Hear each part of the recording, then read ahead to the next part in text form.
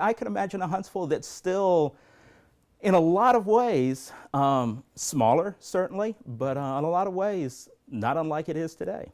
David Hitt is president of the Huntsville-Madison County Historical Society. We met at one of the oldest buildings in Huntsville, Harrison Brothers Hardware, established at the turn of the last century. So this building goes back to 1897. About the same time Huntsville was turning from farming to manufacturing.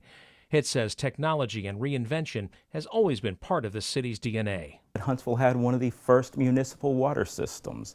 In 1892, one of the first cities with residential indoor electric lighting. By the dawn of the 20th century, Huntsville was a nationwide leader for textile mills.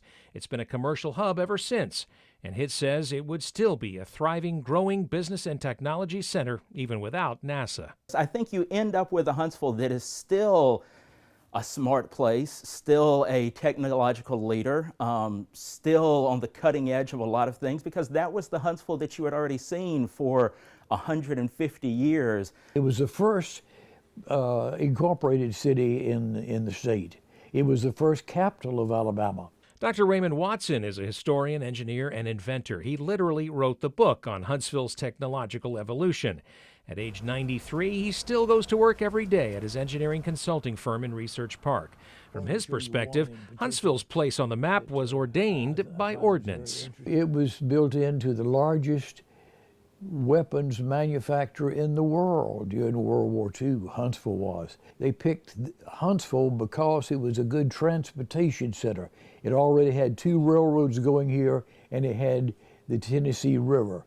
By the 50s, Huntsville was well on its way to claiming a top-tier technology ranking. Again, there's kind of this perception that Huntsville was this sleepy little southern town that was just sitting here minding our own, watercress business when the German rocket team suddenly showed up and brought us kicking and screaming into the future.